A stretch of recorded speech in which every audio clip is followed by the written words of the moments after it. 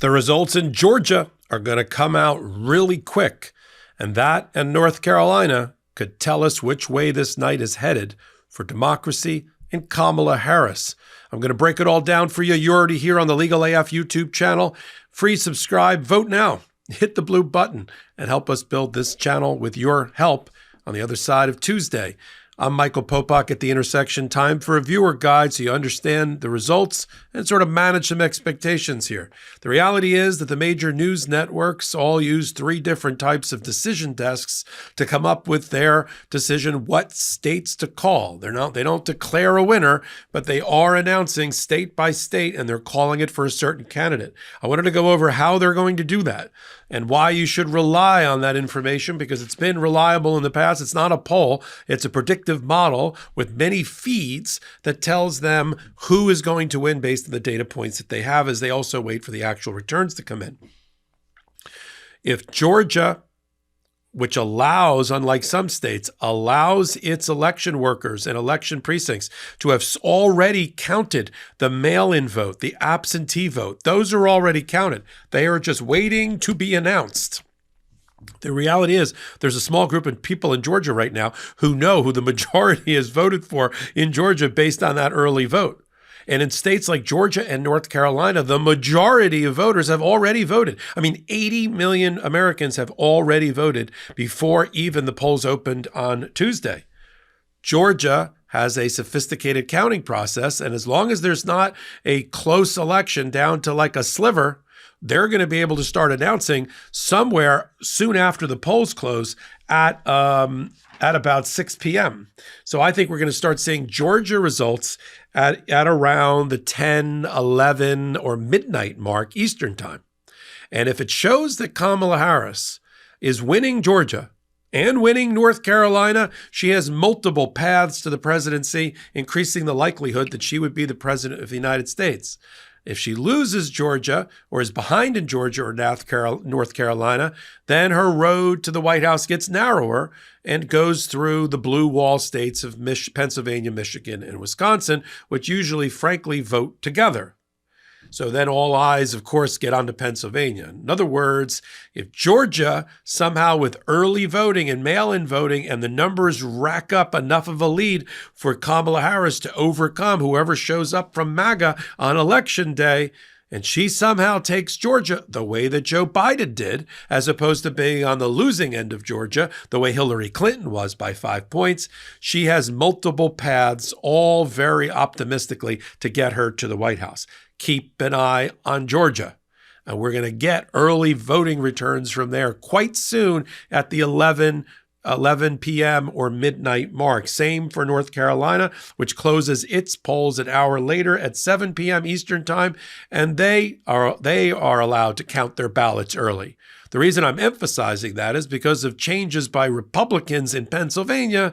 The Pennsylvania election teams are not allowed to count their mail-in or absentee ballots until Election Day. So there's a lot of ballots to be counted. That's why Pennsylvania may stretch into the wee hours of the morning or even the following day before any network is prepared to make that call. But once again, the takeaway on this particular intersection, this particular hot take is if Kamala Harris is up, even if they're not ready to call the states at the different decision desks in Pennsylvania and North Carolina, things are looking very good. You'd rather be her than Donald Trump at that particular moment. Then we move to the looking at the rest of the states. For Kamala Harris, you'll focus on Pennsylvania, Michigan, Wisconsin, and the rest. Pennsylvania, as I said, votes aren't counted until today, which is going to delay the reporting of the polls. Michigan closes at 9 p.m. Eastern time. 2/3 of that vote have already happened in Michigan. Wisconsin, it's going to go much, much later as well. Could go several days before we know the results in Wisconsin. For Donald Trump, his strategy relies on Pennsylvania. He can't win without Pennsylvania. Kamala Harris takes Pennsylvania. It's game, set, match against Donald Trump. Now let's talk about how these various news organizations come up with their call of a state. They all have decision desks. There's basically three different models that are being used. Associated Press and Fox got together and they have something called the AP vote count or AP vote cast. You're going to see a lot of that in papers that subscribe to the Associated Press and on Fox News. It's not being done by Fox. It's not Rupert Murdoch or Brett Baer that makes the call or Tucker or any of the other ones. It is this combination of AP vote cast and the political head, whoever the election head is now for Fox News. The National Election Pool, the NEP, is a consortium that reports to ABC, CBS, NBC, and CNN, and I think Midas is using it as well. That's the National Election Pool. The difference between the two primarily is AP Fox doesn't use any exit polling. They do some online surveys and some other data that they're getting, whereas the National Election Pool use exit polls and early voting samples. Seems to be a little bit more comprehensive in the amount of data feeds that it takes in. And then there's another one, Decision Desk HQ, which is used from, like, I think The Guardian, The Economist, and some other ones use that. And they all have different ways to weight the different factors and polling that they're finding. But ultimately, why these decision desks are so effective and usually right when they get around to making the call is they have so many different feeds to get this right. They've got political scientists on the deck, statisticians, pollsters, reporters in the field. Something like the National Election Pool has an individual reporter sitting in 600 polling sites that they have selected as an audit to try to come up with the right sample here. All goes into the mix. And frankly, we may fault some of them being a little bit late or a little bit cautious in calling some of the states, but they eventually got it right. Only in rare circumstances, and I've seen it, of course, in the last 24 years, have they called a state for somebody like Al Gore, and like Florida went for Al Gore on most of these decision desks.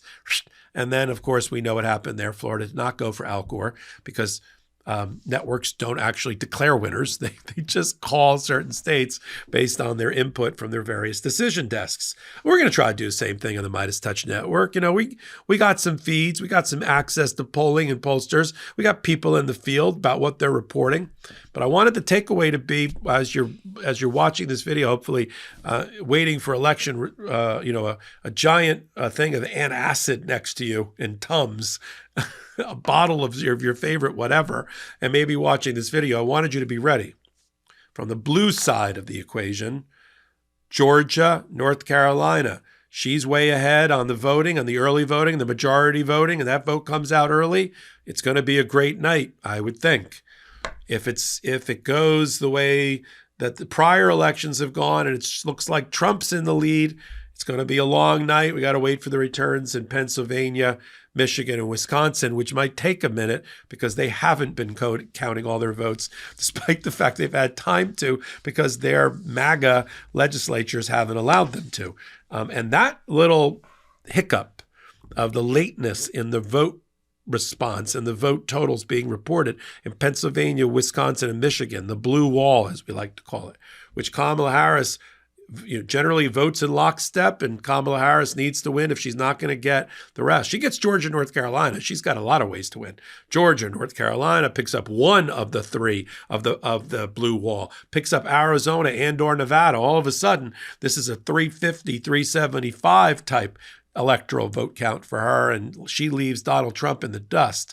Sort of my prediction of what's going to happen. I think that's going to happen, but I think we're going to be surprised in a positive way. My own prediction, based on my own analysis of things around me and data points that I'm privy to, that it's more likely than not that it's going to be a bit of a blowout for Kamala Harris, that she's going to get the blue wall and she's going to pick up one or two of these other states that we've been talking about, putting her well into the lead. But it's going to take a minute to figure it all out. The hiccup that I started to talk about is that Donald Trump, we know, using his Jan 6 playbook from 4 years ago, is going to try to announce himself the winner.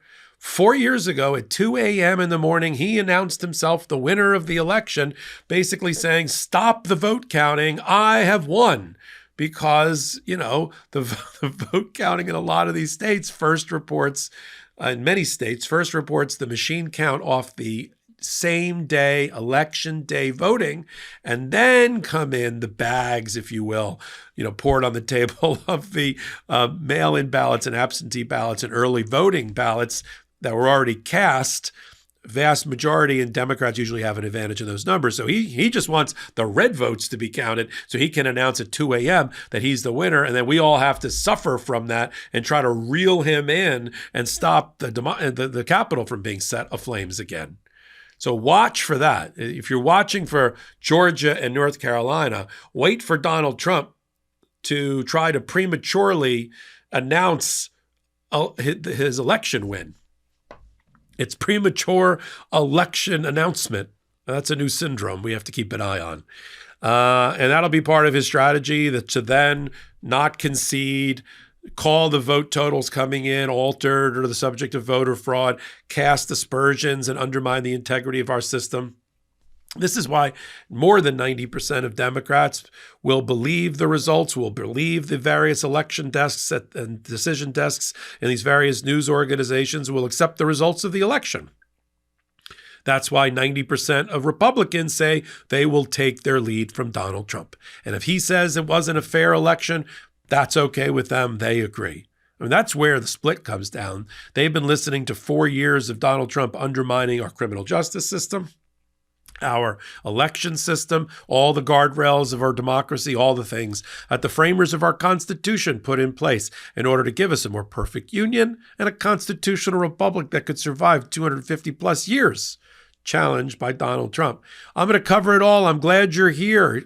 Follow Election Night on the Midas Touch Network as well. Come right back here to the new channel, Legal AF.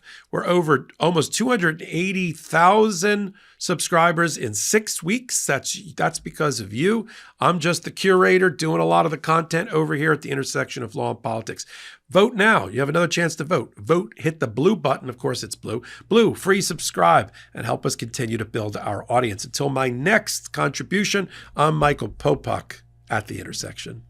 In collaboration with the Midas Touch Network, we just launched the Legal AF YouTube channel. Help us build this pro-democracy channel where I'll be curating the top stories, the intersection of law and politics. Go to YouTube now and free subscribe at Legal AF MTN. That's at Legal AF MTN.